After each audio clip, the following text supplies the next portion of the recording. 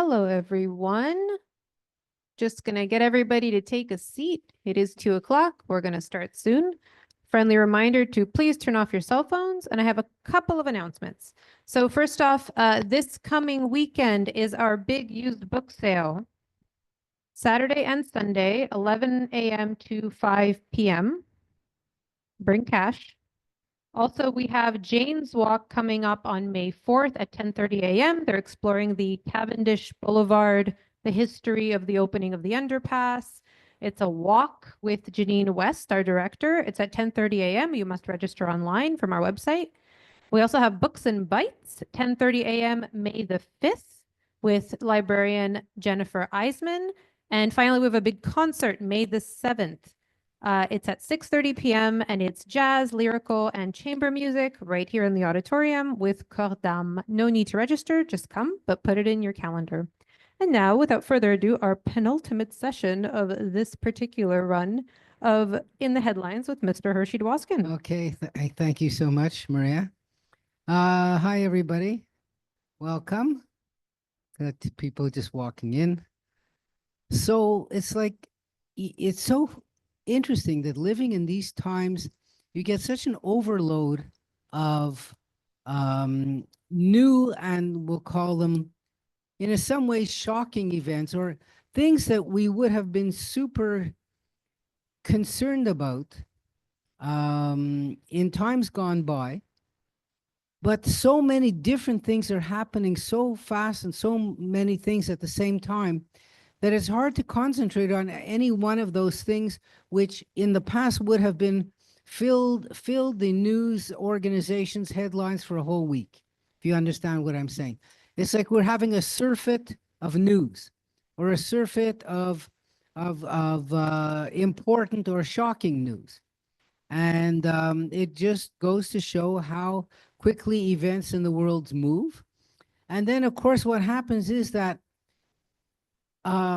you can almost think of a kind of an important or shocking event like a kind of an earthquake. So you have the original event, and then you have all the aftershocks that happen after it, and then you have the responses to those aftershocks. It's kind of like almost like a seesaw going back and forth, and that's how that's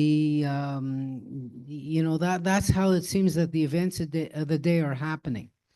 And obviously, and without me having to say it, it's this new president and his new administration and his new rules and his new philosophy and his new actions based on those philosophies that are driving so much of the news sector today, whether it's in foreign affairs or domestic affairs, whether it's in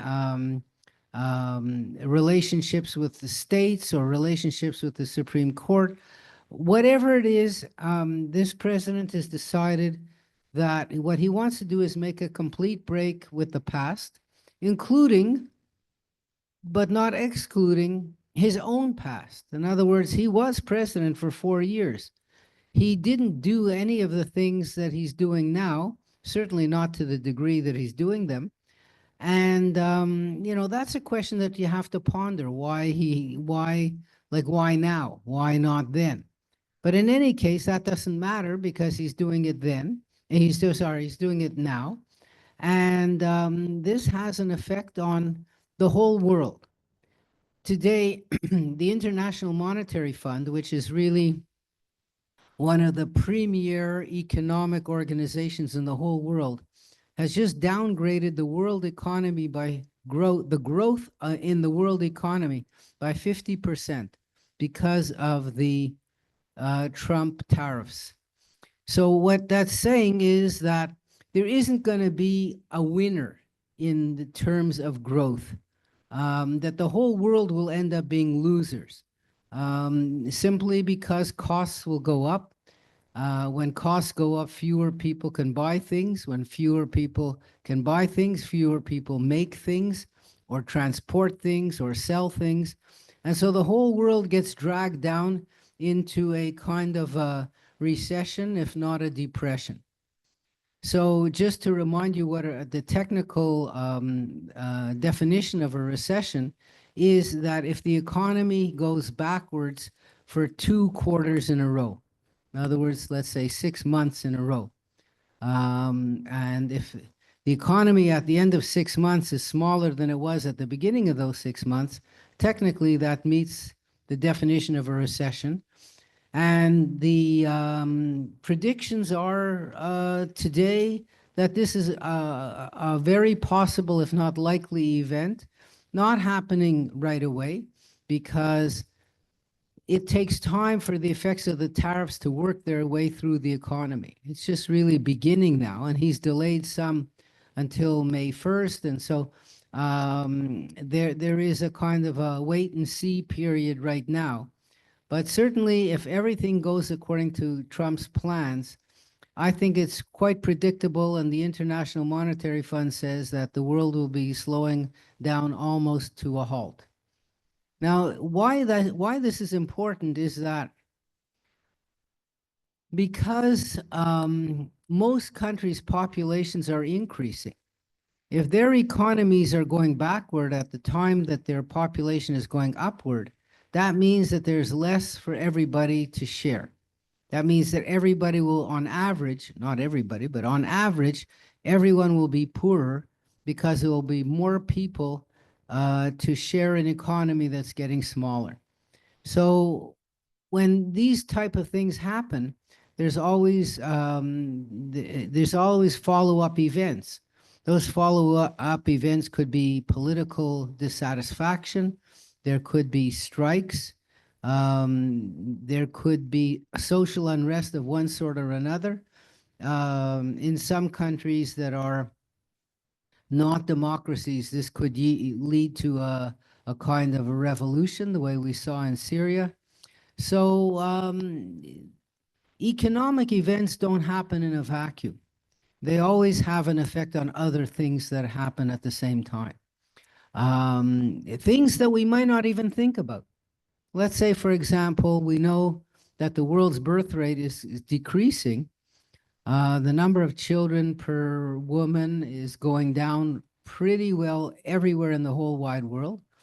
When we have an economic depression, those figures tend to go down even more because families say, how can I afford to raise children if I don't have a stable, decent income? So the world is already grappling with an imbalance between younger people and older people. And we, people here sitting in this room, we are responsible for the older people part on the seesaw. And, you know, our grandchildren are not having their own children, or let's say, you know, people who are in their 20s and 30s, if they don't have stable jobs, they're not going to plan families. And this doesn't just mean, we're not just talking about the advanced world. I'm talking about the whole world, because the whole world is now kind of united together by communications, by internet, by world trade. It's remarkable how much things that happen in one place affect what things happen in another place. So at this moment, anyway, it looks like the whole world is going to be on a downturn. Now, you might say this is, you know, terrible news. But we don't have to scratch our heads very far to see that we already lived through this. When COVID happened, the economies of the world pretty well shut down, if you recall. I mean, it wasn't that long ago. Unemployment reached huge record highs. Tourism stopped. You know, stores weren't open. People couldn't buy things. People were afraid to go out. And it led to a huge slowdown everywhere, almost everywhere in the whole wide world, and a sharp slowdown as well. But what happened was that after COVID passed, the danger of COVID passed, it's almost as if people made up for it. People went out and started buying twice as much as they would have bought because, you know, now they could go out and shop and travel and eat in restaurants and all kinds of things. So the bounce back was pretty fast as the slowdown was. What's happening now looks like a recipe for a much a much longer slowdown. And the recovery can really only come once the conditions that led to the slowdown are taken away. In other words, if world trade is helped out by lowering the tariffs or changing the tariffs, then things will pick up again. And of course, the premise that the president has, well, he had two premises. I mean, everything he says is so confusing because he changes his mind from one day to the next. And even once he changes his mind, he'll change it back to something else. So it's hard to put a finger on it. But he said he wanted two things. He wanted to bring manufacturing back to the US, and he wanted to stop illegals coming into the US, and he wanted to stop fentanyl coming into the US. So you've got three completely unrelated issues, all tied to tariffs. And no, there's a fourth issue. The fourth issue is that countries that treat the United States, there's five issues. I forgot to say five of them. So the other one issue is what the so-called reciprocal idea. In other words, if you punch me in the face, I have to punch you back in the face equally hard. That's, that's a Trump, if Trump follows 10 commandments, that's the first commandment. So that idea of if they're hitting us, we have to hit them back. Then there's the other idea of, well, if they buy more from us than we buy from them, that's also a sin. And we have to punish them for that sin also. So what we have to do is equalize out what they buy from us and what we buy from them. So five completely different semi-related issues explain why he put these tariffs on. And, sometimes these things contradict each other. And there's no way of knowing how this whole thing can be resolved because structurally speaking, it's impossible for the United States to equalize out its balance of payments in trade. In other words, it's impossible for the United States to make all the things that it's importing right now. It's just physically, structurally, economically impossible. So if that means that if the US is always going to be in a trade deficit, according to Trump, that means that tariffs always have to be put on the countries that are guilty of what he calls ripping us off. And Canada gets included in that whole list of countries, quote, ripping us off. Like I said the last time, there are so many countries where the United States buys 10 times more than they sell to that country, or even more than 10 times, simply because the country is so poor, it can't buy anything from the US. And the country is able to make things at a low price because they're so poor. They're allowed to, they're able to make jeans, they're able to make shirts, they're able to make towels, blankets, all kinds of stuff that doesn't require, a huge amount of sophistication in manufacturing. And, they can just do it for so much less that the United States buys from them. Remember, I gave the example of Lesotho last time, this godforsaken country in Africa that is really so poor that they can't buy anything. And speaking about poor countries in Africa, one of the shocks of this week is that the United States is closing 30 embassies in Africa. Like, you think that the United States would want to, project its power and to win friends and influence people all around the world. And if the United States sees China as a rival, you would think that in this rivalry, they would want to take advantage of the wealth that the United States has to build up its power and influence in the third world. But no, he wants to close 30 embassies and consulates around the world, and that's just a start. He wants to cut back the State Department, which is responsible for foreign relations, in half. All of this speaks to a kind of a isolationism that is in the mind of the president. And this isolationist idea was part of the United States' policies in the 1920s and really the first half of the 1930s. And it led to, it led to a depression. It led to the United States being sort of ending up being forced into fighting a war, which it was completely willing to avoid. Remember that, when Hitler attacked Poland in 1939, very quickly France joined. Great Britain joined the war. The other allies, we'll call them, joined the war, like Belgium. But the United States didn't, as a great power. And had the United States not been attacked in Pearl Harbor by Japan, for all we know, which was in 1941, the end of 1941. No, wait a minute, no, I forget. It was in 1941. It was either January or December. That's why I'm not sure. Anyway, the United States might have kept out of the Second World War completely. So to give you an idea of how strong the isolationist feeling was, and the idea that we shouldn't get involved in other people's problems. And the idea is that we don't owe the world anything. And the idea is that the world is just trying to take advantage of us. And why should we spend our money outside of the US? So all of these ideas are really sort of growing in the minds of the Trump administration. And it has practical consequences in closing all those embassies, ending world aid to poor countries, ending all kinds of cultural exchanges with other countries, engaging with other countries in anything except for what the United States wants.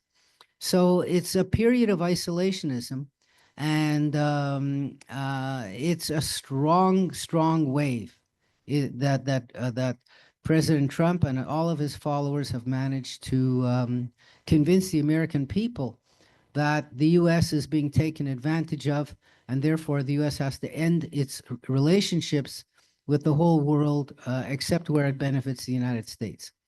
And anyway, that's just a kind of something to make your head scratch your heads a little bit. On the other hand, what happens when a country wants to withdraw? In politics, there's no such thing as a vacuum. We all know that. If something goes missing, something else is going to fill up that space. And China is now ready to fill up that space. China is going abroad, speaking to all of its foreign staff, trying to build up its relationships with the rest of the world, especially with Asia. And China is saying, look, we are a reliable trading partner. We're not here to rip you off. We're here to help if we can. And China has been involved in Africa now for a long time, doling out billions of dollars for projects, both good and not so good, giving aid to countries sometimes for specific reasons and sometimes for general reasons. But China is kind of, this closing down of the United States is just opening a path for China to go ahead all around the world to build up its reputation, build up its economy. Remember that if the United States doesn't buy Chinese goods, because those goods have 100+ tariff on it, 100% tariff, those goods have to be sold elsewhere in the world. And China has to look to the rest of the world as customers to buy that stuff. So China is now knocking on doors all around the world to say, look, we're here for you.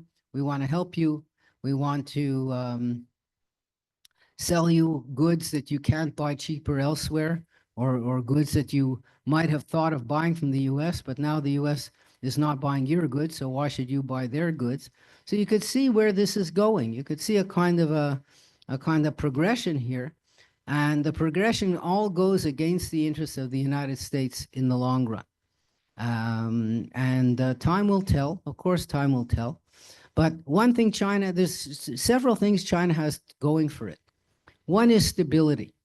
China doesn't have elections where every 4 years or every 2 years, a completely different set of politicians get elected with different priorities.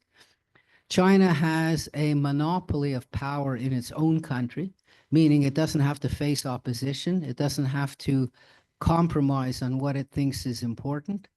China has wealth that it didn't used to have to be able to spend money and influence people and promote itself around the world.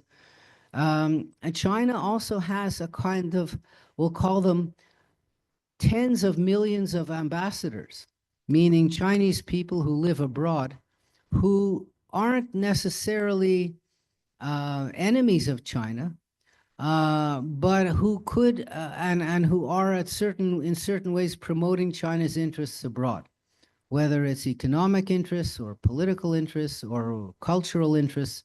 All of those things are happening all at the same time, all around the world.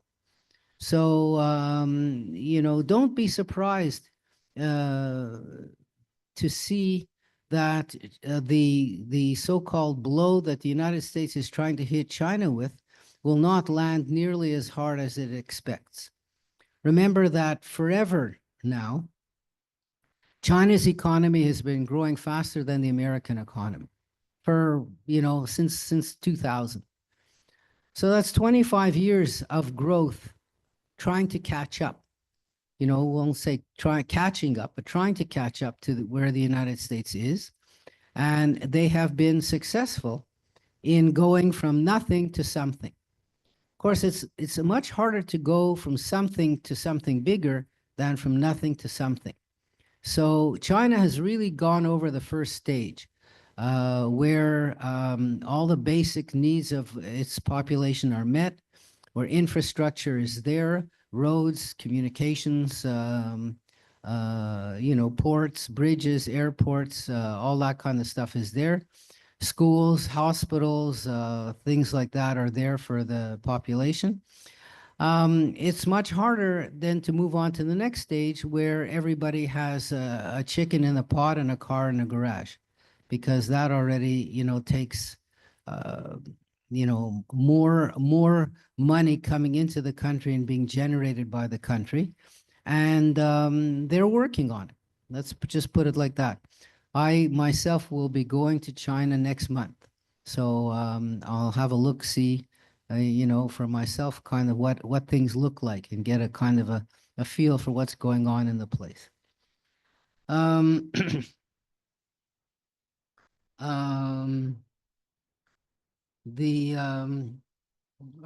couple of other things I want to speak about. One, of course, is the death of the Pope. I think that's the news of the week, of course. And this Pope Francis is really, you might say, not a Pope of the times. So he might have been a Pope of the times 12 years ago when he became Pope. But if you look at where the world is going today, with this kind of nationalistic, the idea that each one for himself in the United States, we're not responsible for anybody. We don't have to help poor people. If people are poor, it's their fault. What we should just do is get rid of them, make sure we can't see them. We shouldn't have any special programs to help the needy, the underprivileged, because that's that's discrimination against rich people, to force them to give money to poor people. I mean, this whole notion of Trump's ideas are not only found in the United States. The right wing in Europe has grown. The right wing in Latin America has grown. There was just an election in Ecuador just this 2 weeks ago, I think 2 weeks ago, and the right wing candidate won. So this whole idea of, we'll call it lack of social interdependence is one that is permeating now the world. And the Pope stood for exactly the opposite. So he was the first pope who didn't live in a palace. He was the first pope who didn't dress with all the big fancy clothes that popes wear. He was the first pope that regularly met with poor people all the time.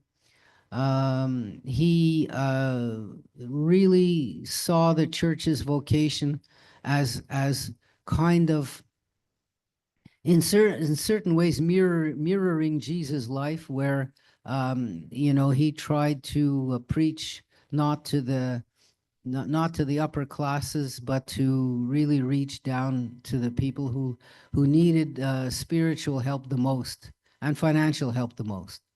So that was the Pope's philosophy. That was his philosophy before he became Pope, and it was his philosophy when he became Pope as well. He was the first non-European Pope in ever. He was the first South American Pope ever. He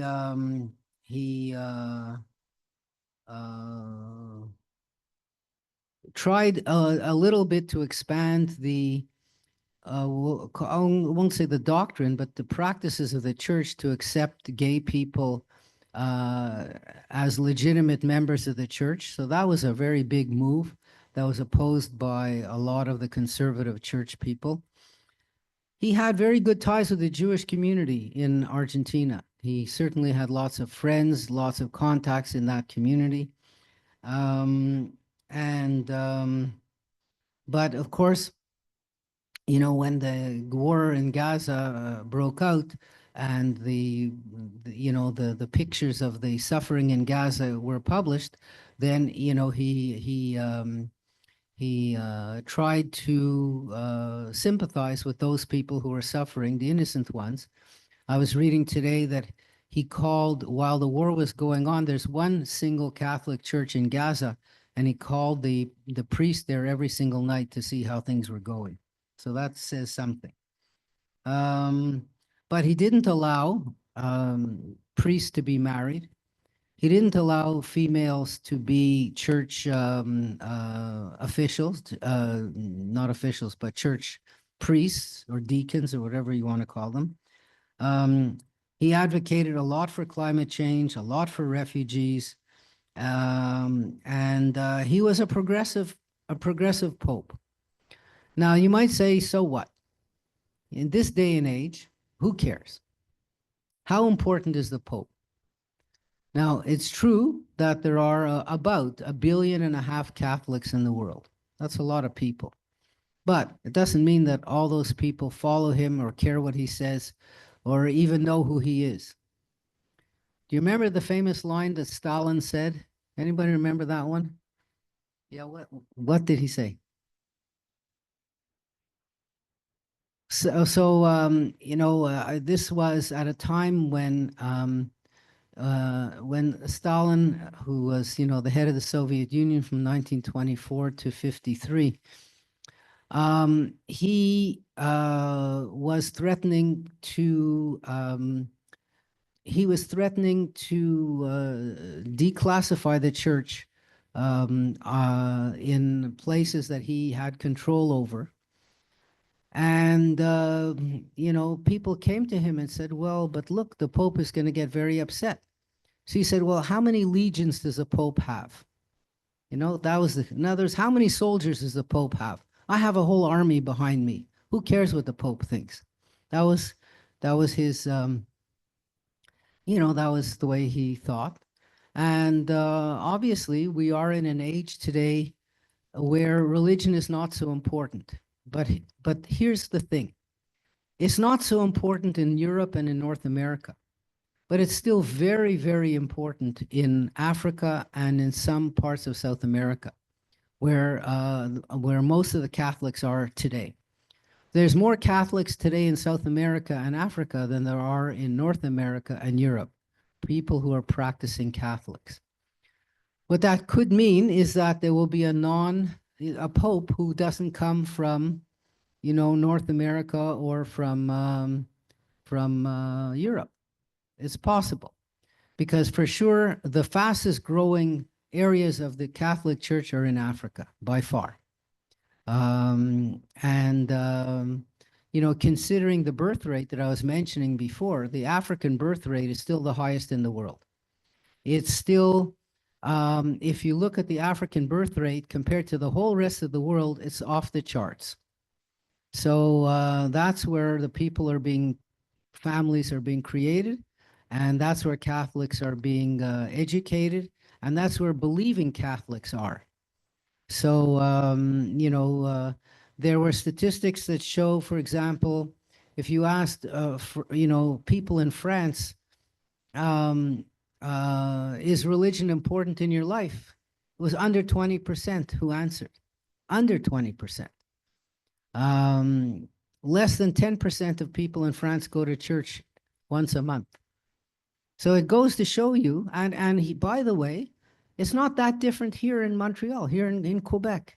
If you only take Quebecois, French, Canadian people, that's like the church is practically gone from their lives on average.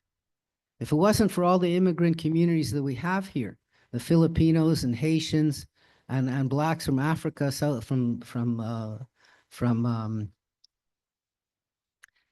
Africa, the churches would be empty. Just have to, you know, if you looked at Easter, I don't know if any of you were near a church or seeing what people walk in, walk around. You see people from India looking people.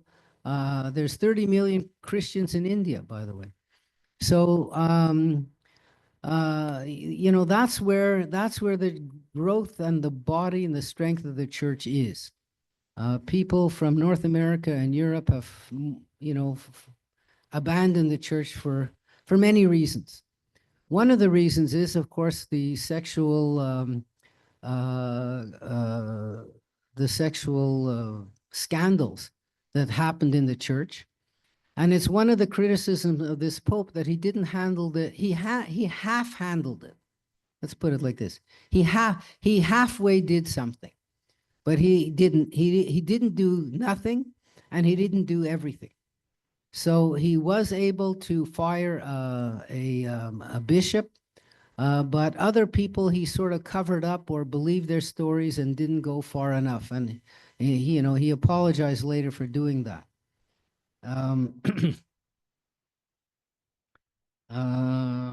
So yeah, so pretty well that's a kind of a summary of his career. One of the, you know, when they look at who could replace him, one of the candidates is a Cardinal Pizzabella. Does anybody know where Cardinal Pizzabella lives? Where he comes from?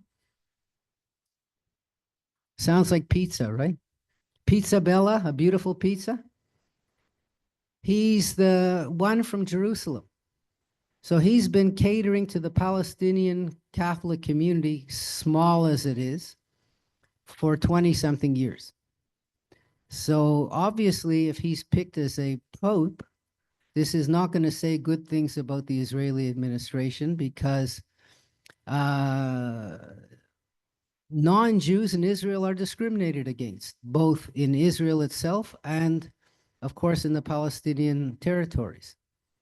There's so many, you know, documented stories of priests being spat on, just walking down the street by ultra-Orthodox kids who were taught that priests are what's the word, you know, polluted. And, you know, vandalism to churches and all that kind of stuff, and spray painting on churches. So that stuff is going on all the time in Israel.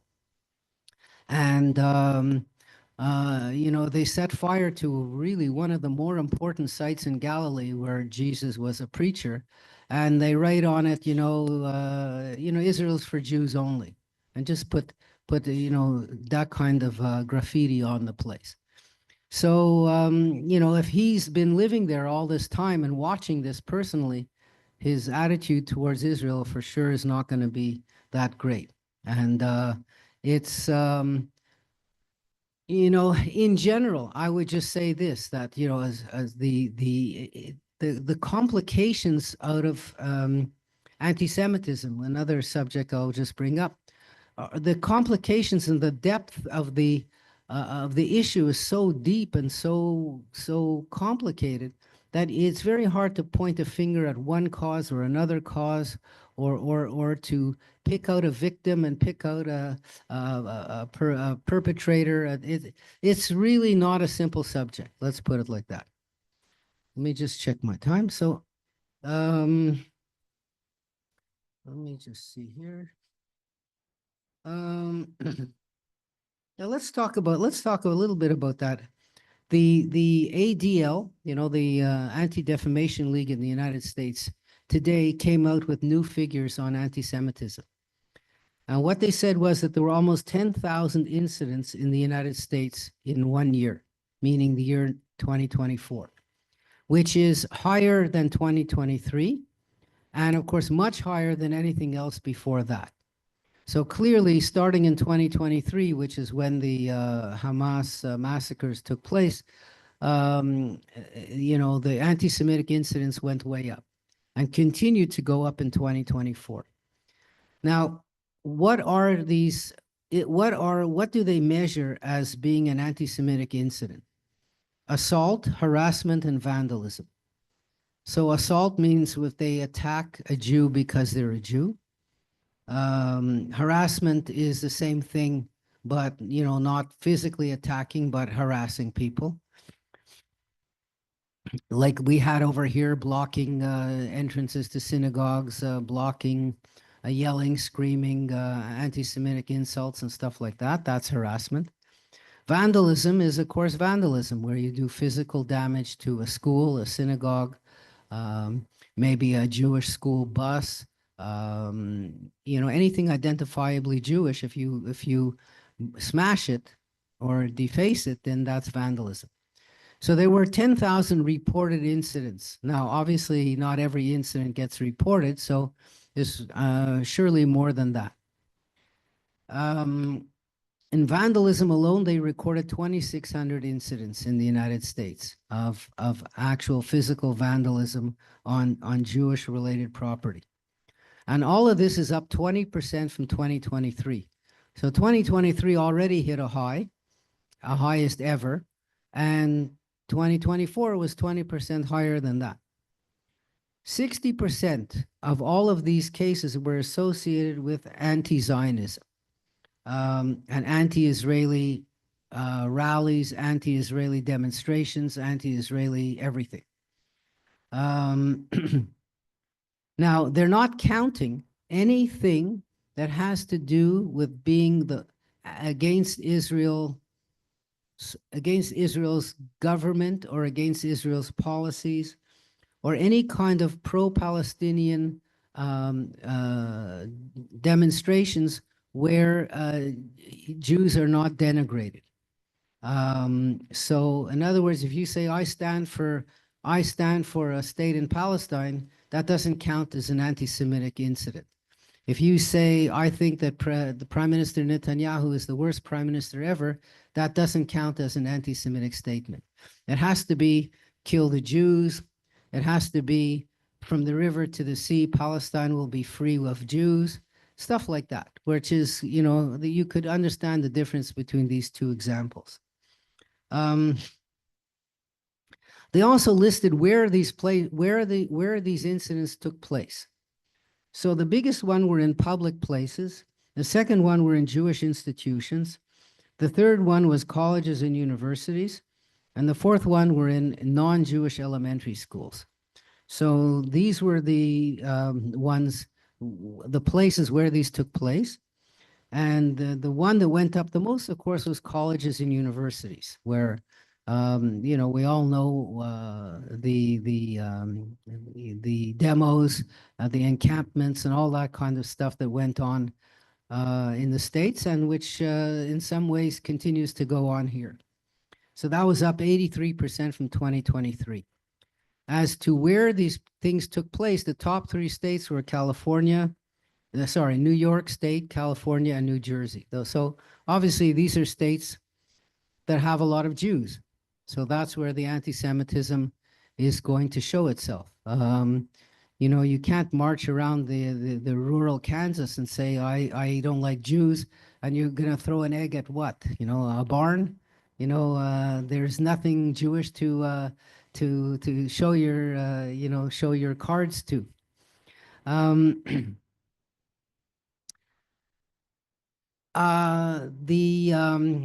the sort of wellspring of this anti-Semitism comes from just so many sources and so many different sources and so many different motivations that the end result is the same, but the sources are so different.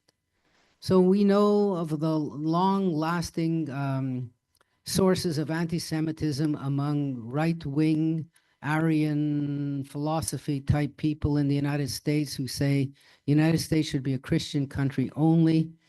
The guy who they just caught, what did he do now? He shot, what did he do? He was the one who killed at the Florida University in Tallahassee, the guy who killed 2 students and shot up 6 other people.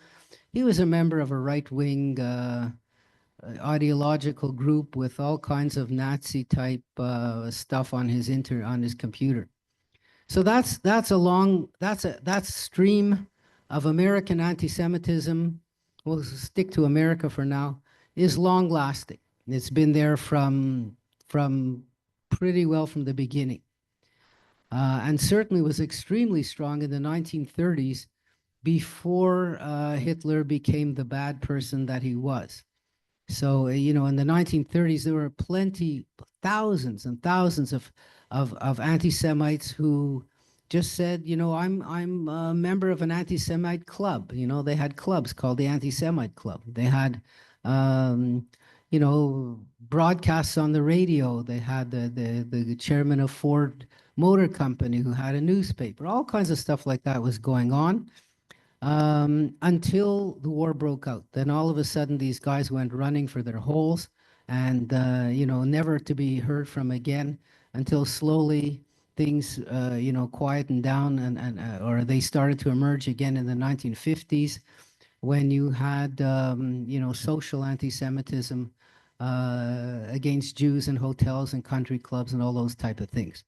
And by the 60s, when the civil rights movement took place, people thought, okay, that's it. You know, we've lived through all this. We don't have to live through it again. But sure enough, it's popped up its ugly head again, having to do with Middle Eastern politics and the change in the demographics in the United States and Canada. So we have now, and the U.S. has millions of people who are Muslims or Arabs or Palestinians who have either a primary or secondary connection to all that's going on in the Middle East. Israel emerged from being the underdog of 1948 and the hero of Exodus to being an occupying power in 1967, occupying at one point, you know, Arab land all the way to the Suez Canal and all the way into Syria, and of course taking over the West Bank and the Gaza Strip of Palestine. And people who are on the left don't like, they like underdogs. They don't like the power. They want to be against power, you know. And so Israel on a prima facie case, like right from the top, right from the beginning, was pushed itself into this position of being the Goliath in the story of David and Goliath. So the whole biblical story got reversed. The Palestinians were the Davids using slingshots, and the Israelis were the Goliath using, you know, computers, tanks, drones, and God knows what else. So that's just sort of on the surface of the structural kind of the structural equation of how things happened in the Middle East automatically would lead to this kind of anti-Israeli sentiment because there are people around the world who stick up for the underdogs, number one. And number two, because of the migration of people who were, primarily or secondarily affected by these things moving to Europe and moving to the US and Canada. So that's that. But then I'd like to point out a third effect. And the third effect is, okay, so what did Israel do in the West Bank? And what did Israel do in the Gaza Strip? And that's where my heart hurts the most. Because when you see pictures of settlers burning Palestinian homes and uprooting their olive trees and stealing their sheep, it clearly, and fearing no persecution whatsoever, it reinforces the idea of a David and Goliath story. Never mind the background, never mind what happened, in 1940s, never mind all of those type of things. But the idea that's presented to the world, I think that, and I'm not going to give a percentage on it, but I think that the Israeli government, and this one in particular, is responsible for some of the anti-Semitic feelings that are going on in the world. And what hurts the most is that this government says, we are here to protect Jews all around the world. But by allowing these type of criminal vandals and zealots and Jewish terrorists to take actions and having those actions publicized means that not taking any steps against them. The Minister of Public Security, Mr. Ben-Gvir, said there is no such thing as a Jewish terrorist. He also said that any Jews who are arrested for vandalizing Arab property cannot be held in jail. They have to be released automatically. So, I mean, what do you expect the world, and especially the world who are of a leftist kind of background, to think when these facts are shoved in their faces? It just goes without saying. So if you take the thing, even if you take this farther, it means that the Jews who are suffering for anti-Semitism in North America, part of that responsibility, I'm not saying any of it, I'm not saying all of it, I'm not saying how much of it, some of it is on the responsibility of the Israeli government of Mr. Netanyahu. And I really believe, I could be completely wrong, that if Israel had a moderate centrist government who treated the Palestinians with respect that they are in charge of, because remember, they have to be in charge of them. Who else is going to be in charge of those 2 millions in the West Bank and it is sort of tangentially the 2 million in Gaza? If there was some party who was not as out and out biased against them, the world press would have a somewhat different idea. Now, of course, that has nothing to do with Hamas, nothing to do with the massacre, nothing to do with any of this type of stuff. There are people in the Arab world and in the Palestinian world who are bent on eradicating Israel no matter who's in power and using any means possible no matter what. But still, the two things are not mutually exclusive. That's really what I would have to say about that. Let me see a couple of other things I wanted to mention. And how many of you were watching CBS, the 60 Minutes program this Sunday? They had a feature on bird flu. Did anyone catch that? That was really frightening. What it said was that, we all know that bird flu is something now which has affected millions and millions of the poultry flocks in the United States. Millions have been killed. That's why the egg prices are so high. This bird flu came from wild birds. That's where it originates from. Wild birds who are sick, wild birds who land somewhere in a farm, or who poop somewhere in the air, and the stuff lands on the ground somewhere.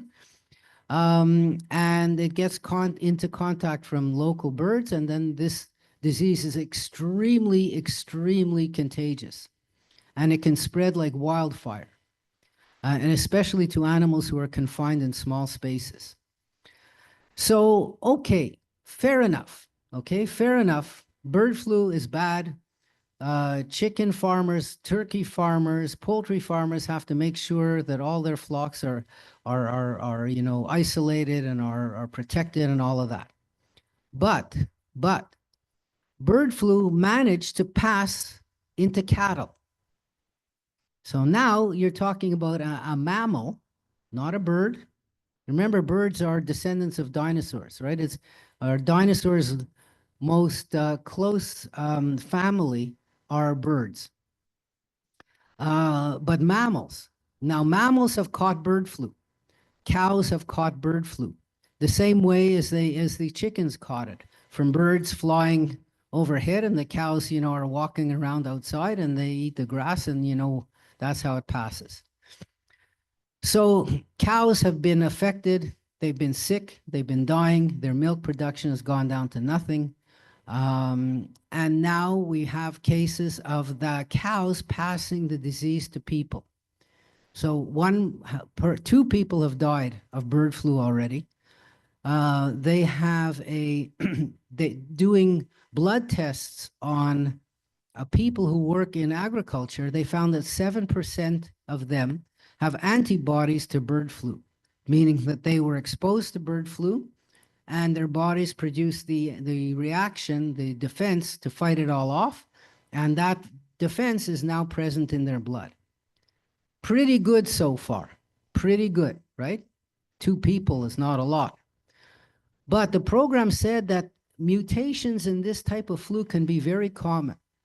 It's really very, very possible that one strain will emerge that will be much more deadly to humans than what already is floating around out there. And because this disease is so contagious, the interviewer asked this science expert, how would you compare it to COVID? Do you think it would be more severe or less severe? She said COVID was like a game in the park compared to what this disease could end up being. What's so scary about all this? The CDC, the Center for Disease Control in the US, has cut back, fired some 30 or 40% of all their staff. People who are supposed to be going out in the field, taking measurements, looking around farms, checking precautions that farmers are making sure that stuff that gets shipped off to markets doesn't have the flu in them somewhere or another. These are the people the last people you think you would want to fire if you're interested in the well-being of the country. And yet, these people have been laid off. She said, we have no way of knowing what's going on out there now. We have nobody out there looking. And to add to that, half of the people working in farms are undocumented immigrants. Okay? Now, if they say, we want you to go for a test, these people are not going to go show up for a test. You kidding me? They're afraid of being sent to El Salvador on a plane tomorrow. So they're not going to show up for a test. That means that they may be sick, but they're not going to go anywhere unless they're desperate. They're not going to go to a hospital. And meantime, they could spread that disease to all kinds of other people. So isn't it interesting how the rules of this administration have a kind of a multiple effect over so many different things all at the same time in the United States. And of course, it's all to the bad. There's not much that's to the good. I won't say nothing, but not much. In my opinion, he did 2 good things. One, he allowed plastic straws. Now, that's for sure an advance for humankind. And the other thing he did was to stop the production of the 1-cent coin, a complete and total waste of money, when it cost 3.5 cents to make one. Besides that, I'm not giving him credit for anything. But on the other hand, no, I'll give him half credit for getting the universities to clamp down on the rampant anti-Semitism that was occurring on their campuses. I'll give him half marks for that. And that's about it. Let me just see here. We have a few more minutes. Maybe we'll circle around to our Canadian elections that will be taking place in 6 days. The polls are showing that the Conservatives are making a slight comeback. The one that I saw today, and you may look at it, Eric Grenier, it said that if the Liberals win as few seats as they could possibly win, and the Conservatives win the most seats they could possibly win, the Conservatives will win the election, will have more seats than the Liberals. But that's two of those things have to happen.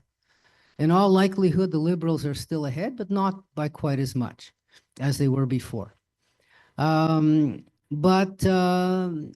You might ask the following question, how accurate are the Canadian polls? Because there's many different polling companies. They come up with slightly different results. And how accurate are they? And the accuracy kind of depends on two different factors. One is, do people change their minds? I could tell you that I'm going to vote for a Liberal today, but maybe on Sunday I'll change my mind and vote for a Conservative or somebody else. So people change their minds. That's one thing. The second thing is they're not asking 40 million Canadians how they're going to vote, or the 28 million eligible voters. They take a sample of 1,000 that's supposed to represent those 28 million. Suppose that sample is not accurate. They're not asking every single person. They're asking a sample. How many of you have been called up to say, do you mind telling me how you're going to vote? Let's see. Because I got called. How many? Oh, yeah, okay, about 5, 6, 7 out of 35 or 40, somewhere like that. Yeah, that's fair enough. So sampling is a science and an art at the same time. And if your sample is no good, your results are no good. So, nobody knows until the actual results are counted what they're going to be. But again, President Trump has given a gift to the Liberal Party in Canada by his actions and words. And if Kamala Harris would have been elected president, in all likelihood, the Conservatives would have won the election, whether or not Trudeau stepped down. That would be my thinking. It's just Trump that has just gotten Canadians so upset that they want somebody who is the least Trump-like to run the country. And in the contest between Poilievre and Carney, Carney is less Trump-like than Poilievre. So I think that's the way it sort of is going to shake itself out.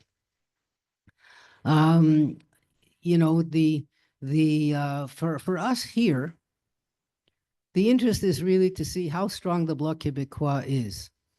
And the polls are still showing the Liberals with around 40% of the Quebec vote, which is a high number.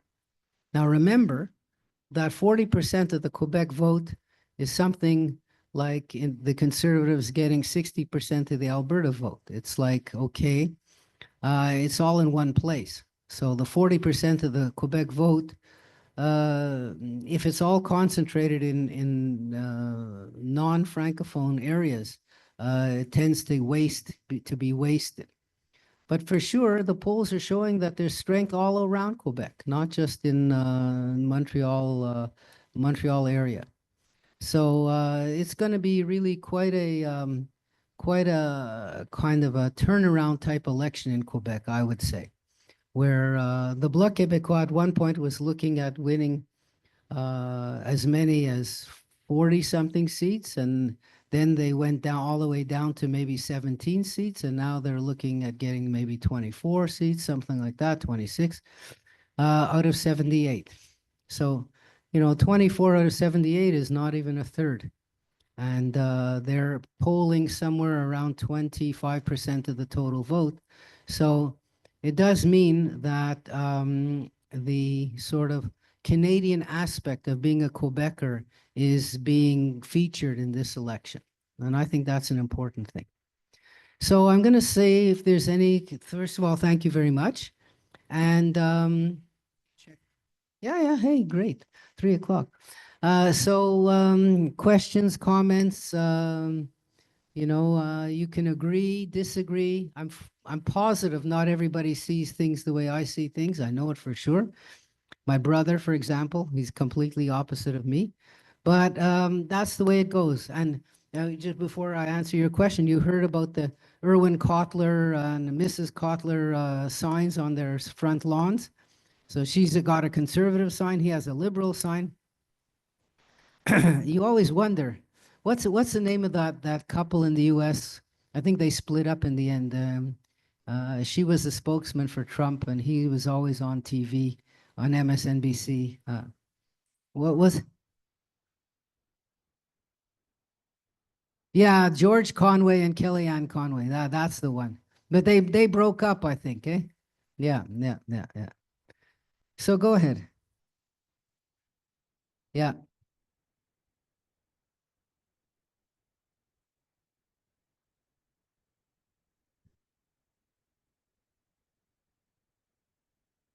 I'm not sure. Really, I'm not so sure. China should be because they have so many, flocks of and so many animals. It's the biggest agricultural producer in the world. So in terms of animals, so they should be, but it's plain scary. That's all you can say. Um, Somebody else? Any other ideas, questions? Yes, over there. Yeah.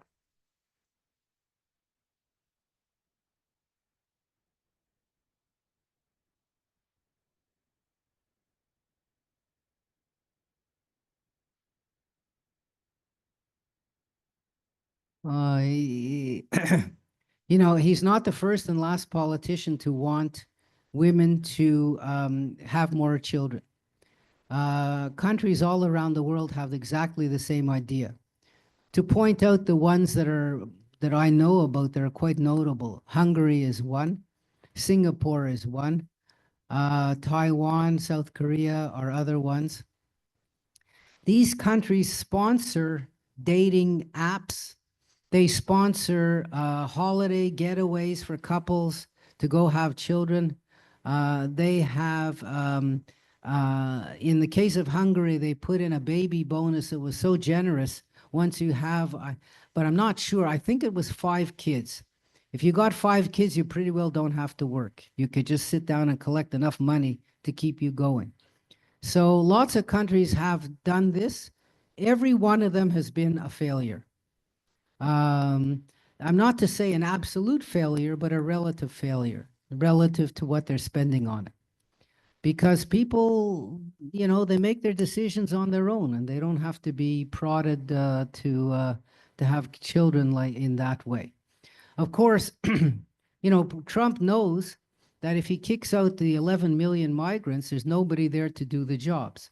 And so therefore he wants to raise a generation of waiters, a generation of slaughterhouse workers, a generation of lawn mowers, a generation of getting up at 4 in the morning to milk the cow people. But these people don't exist. They don't exist in America from American-born people. They just don't. So they have to come from somewhere. And that's kind of the lesson, Anyone else? Okay, so yeah, we're gonna get really close. Today's the 22nd, 29th. Yeah, the election will be on Monday and our class is on Tuesday. So we'll have something to talk about. Oh, we have a question from we the do. chat. Okay, sure, go ahead. Someone from online says, what do you think of JD Vance visiting the Pope the day before he died? Yeah, that's such an interesting question. JP Vance himself, an interesting character. I have to say, you know, his roots are in rural Appalachia. And rural Appalachia in the United States is probably one of the most Protestant, hard-line Protestant areas in the whole country. If you happen to be ever visiting rural Virginia, rural Kentucky, rural Tennessee, rural West Virginia, you'll see churches upon churches upon churches, like 5 in a small town. Like, what do they need 5 for, you know? Catholic Church, they only built 1, you know, for everybody. So those were his roots. And he converted to Catholicism later in his life, which is actually something that many people have done, you know, who are sort of, who are,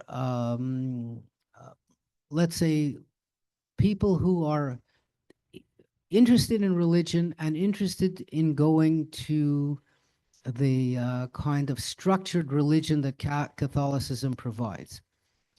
And so he became a Catholic.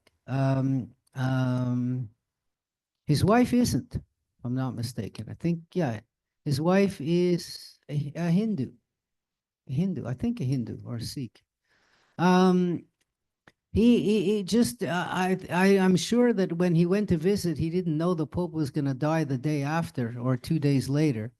But the Pope apparently delivered him a message to say that all of the things the popes believe in, that, you know, that you know, you have to look after the poor, you have to take care of refugees, that you have to consider the poorer people when you put on tariffs, all this type of thing.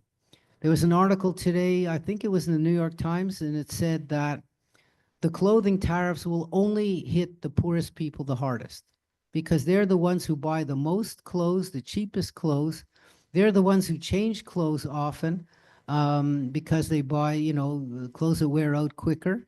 And therefore, the companies that are supplying those clothes have to order more often. And of course, they're the ones who get the tariffs put on right away. I think the headline of the article was "Say Goodbye to the $5 T-shirt." If you look at New York Times, you'll see that article. So yeah, the Pope delivered him a message. Of course, you know, at least Vance didn't do what Trump would have done, which is stand up and say you're an idiot, and I don't know why anybody believes in you, and Catholicism is a fake religion, and walk out. That would have been a Trumpian response. But at least Vance had the sense to be a gentleman and, you know, to follow protocol in that visit.